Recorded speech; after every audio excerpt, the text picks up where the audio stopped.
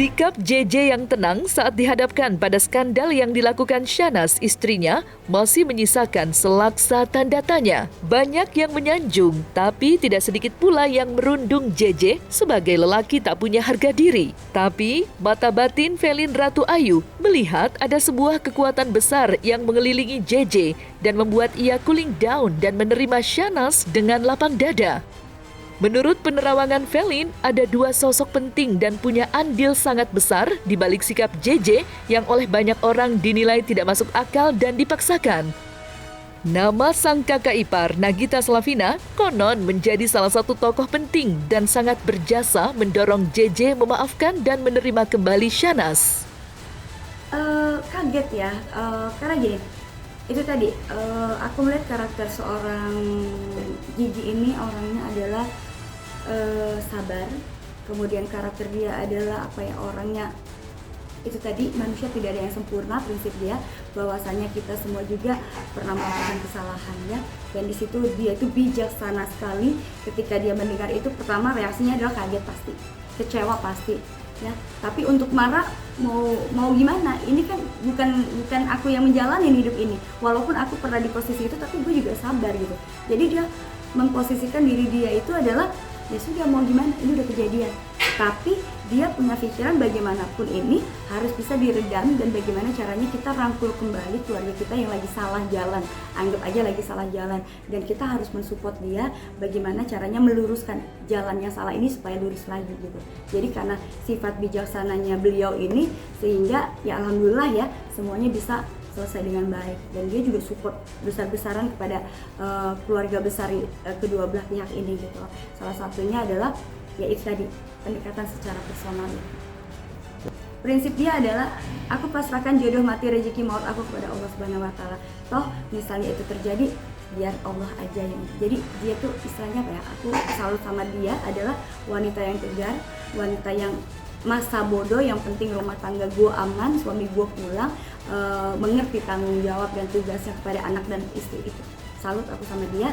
Itulah yang akan nantinya menjadikan barometer di keluarga besar itu adalah seorang Gigi ini. Jadi itu yang akan menjadi contoh yang baik di keluarga ini untuk meredam gosip-gosip dan permasalahan dalam rumah ini. Jadi itu tadi, dengan kebijaksanaan dia dan kelembutan hati dia ya, artinya lu lihat gue kayak gimana gitu.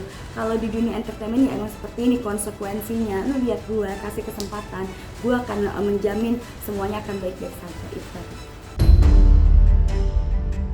Jika Gigi bersikap lembut saat menenangkan gejolak hati JJ dan Syahnaz, sebaliknya dengan Raffi Ahmad yang bersikap tegas dan keras kepada Syahnaz. Menghadapi kasus ini, Raffi berperan sebagai kakak sekaligus ayah untuk Syahnaz.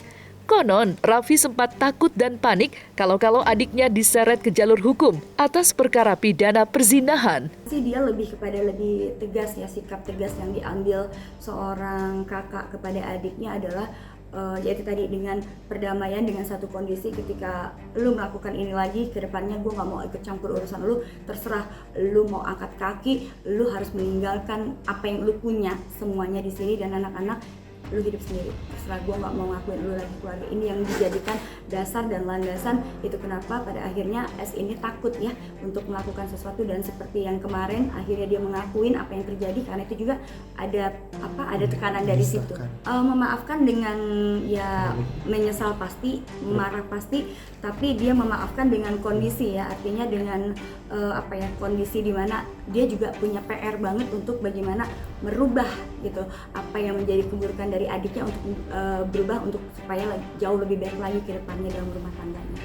Tadi aku sudah sebut bahwasanya perdamaian ini dengan satu syarat dan kondisi, ada hitam di atas putih, yang memang hasil rembukan mereka semua bagaimana untuk meredam, yaitu tadi harus ada yang dikorbankan ya. Kalau misalnya nanti keluarganya si J ini tidak bisa diredamkan, otomatis kan akan semakin dituntut, itu nggak akan selesai.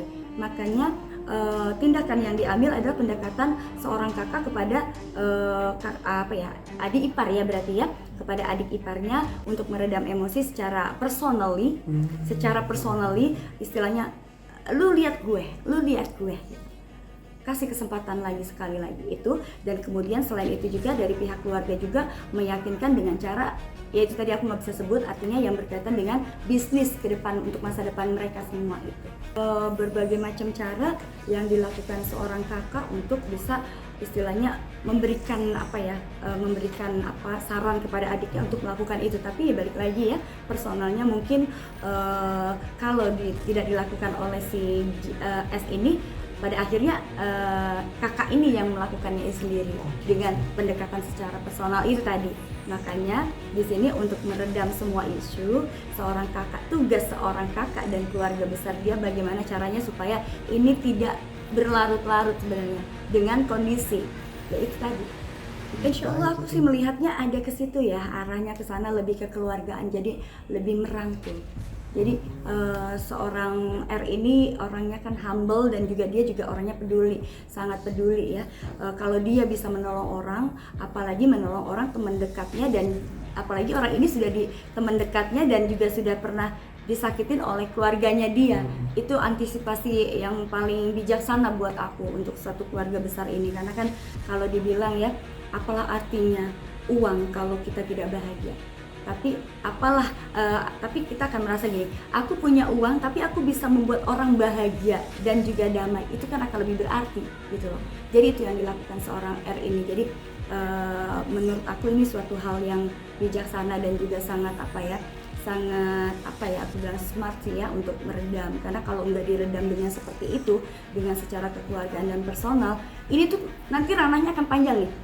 Udah ini nanti akan ke ranahnya yang paling ditakutkan kan kalau sampai ke pengadilan, dan itu namanya udah repot gitu ya.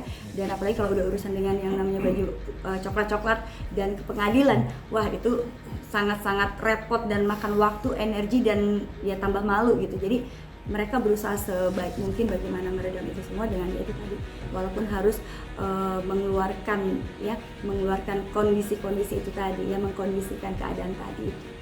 Sebebas-bebasnya R, tapi yang namanya S ini sudah terprotek dengan keluarga besarnya ya. Dia kemanapun pasti akan lebih diawasin, tidak sebebas dulu. Makanya untuk di dunia entertainment kedepannya mungkin akan lebih tidak akan di sini lagi untuk sementara waktu, dan dia akan lebih fokusnya ke keluarga dan bisnis. Untuk R mendekatin S ini, aku rasa sekarang ini posisinya tidak akan sebebas itu. Artinya di sini kan sudah dikecewakan juga.